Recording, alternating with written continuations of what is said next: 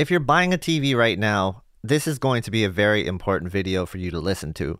So not only is there a lot of price drops happening right now, but there are a lot of 2021 TVs that are out there still overpriced in my opinion. You also have a lot of retailers with open box prices that you should really pay attention to.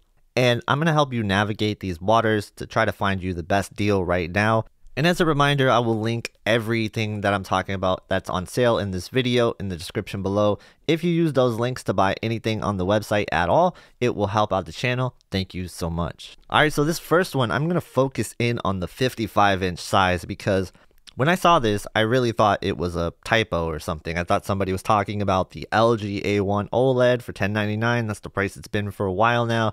But no, this is the LG C1 55-inch OLED for $1099. That's a really good deal. And why this is a really good deal is if you look around at the other TVs that's surrounding it, it is significantly better than those TVs.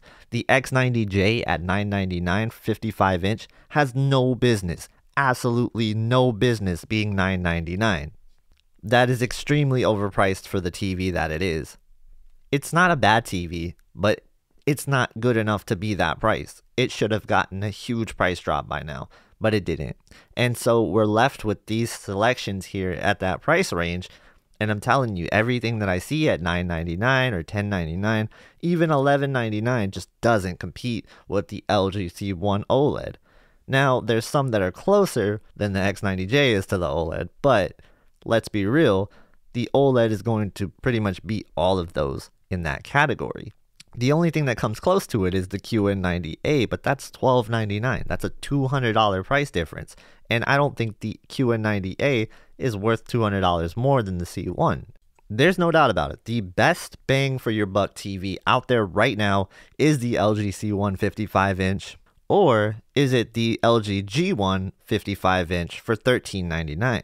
So the LG G1 is pretty comparable to what the C2 is, and it's cheaper, and it comes with a 5-year warranty. In my opinion, it'd be a no-brainer to get the G1 over the C2.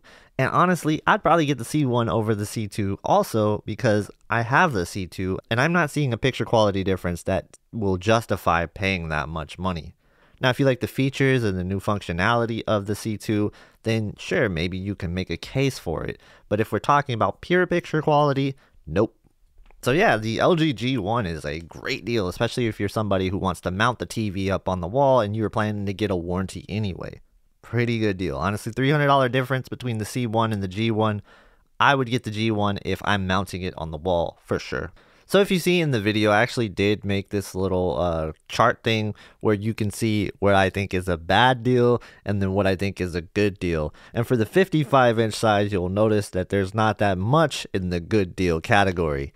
And that's just because the LG C1 is that much of a good deal that it just makes everything else a bad deal. Alright, so that's the 55-inch. Let's talk about the 65-inch because that's a little more complicated. Again, just because I'm saying something is a bad deal doesn't mean the TV itself isn't good. Because again, this is a financial video to help you save more money on the TV that you want to buy and get the best deal possible. But of course, I have to put this disclaimer, I am not a financial advisor. I'm just a dude that reviews TVs and tells you what the best deals are out there. So in that 65-inch size, wow, is it so complicated.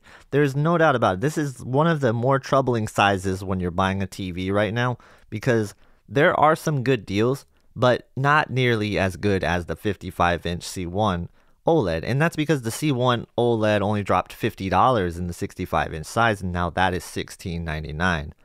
So you have two options here. You could either go with one of the budget TVs like the TCL 65-inch 6 series mini LED TV, which I really kind of do think is probably the best bang for your buck at the 65-inch size.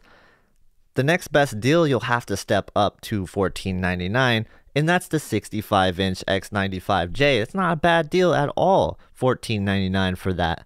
So you are looking at that and we're trying to consider if maybe you should get that one. I think that's probably your best bet is the 65-inch X95J.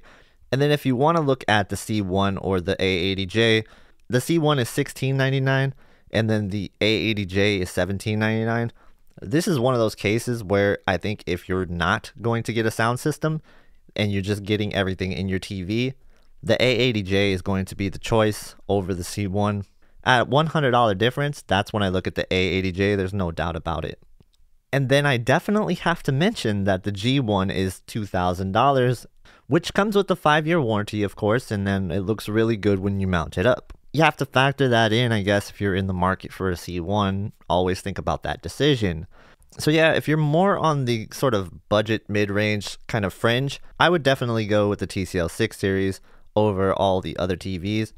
Now, if you're in the $1,500 category and you want something more high-end, then the X95J is probably going to be the choice for me if I'm buying a TV. And then if you step up again, Sony's A80J, which is very similar to the A90J, was one of my favorite TVs last year, so I would keep that in mind also.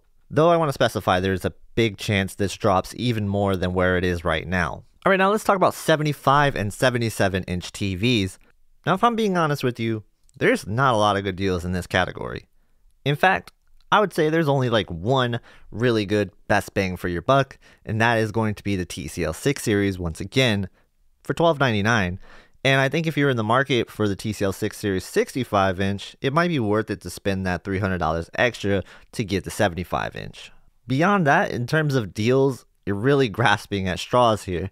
And not until you get to the more premium range is the good deals. Like, I think the 77-inch OLEDs at the price they're at right now, they're not bad. The X95J for $21.99, that's not a bad deal either. Now, if we're talking about going higher than the 75 inches, well, the 83 to 85 inch size, we're going to look at a few different deals here. Now, granted, these are really going to be some premium deals only here, but still, I think at $3,000, the QN90A 85 inch is probably one of the better deals in this category. Now, if you're somebody who has your eye on one of those really nice 83-inch OLEDs, the 4500 for the LG C1 is the lowest that it has been. And then the A90J for $5,500 is the lowest that has been as well. So it really just depends. I think the A90J is far and away better than the C1, but you have to decide, is it $1,000 better? That's going to kind of be up to you. Not, like I said, this category is definitely the more premium category. So there's not going to be any great budget deals, unfortunately, for this size. So maybe you're wondering to yourself why I didn't list some of the really cheap TVs like the 7 series Samsung or the 8 series Samsung, or even some of the LG TVs.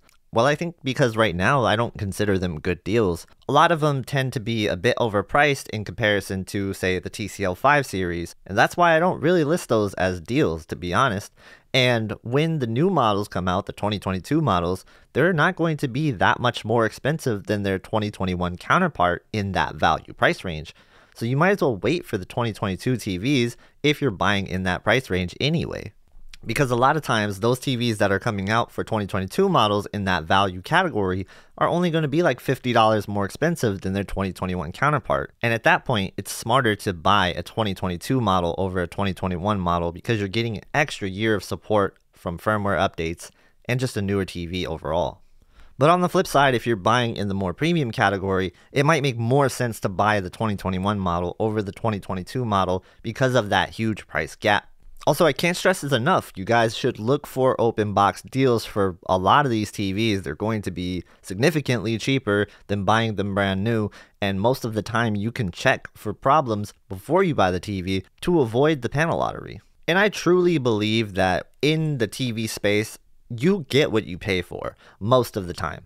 There are some exceptions to that rule, there's no doubt about it. But I think most of the time you are getting what you pay for. So I get this question a lot. Why do I recommend Samsung, LG, and Sony over TCL and the other brands in the mid to premium range category? And why do I recommend TCL and other brands in the lower range category? Well, it's simple. It's the processing that goes into the TV. Most of the time with the lower end big brand TVs, you're going to get a very comparable experience to TCL, and oftentimes TCL is going to give you a better value in terms of panel technology over those brands. Yeah, so let me know what you think in the comments below. Are there any deals here that really catch your eye, or are you going to be really patient and wait for the 2022 TVs to drop in price a little bit more? Let me know in the comments. If you want to see some 2022 TV reviews and comparisons, make sure you check out the videos at the end of this one. If you enjoyed this video, please hit the like button and consider subscribing. Thank you guys so much for watching. Have a great day, and I will see you in the next one.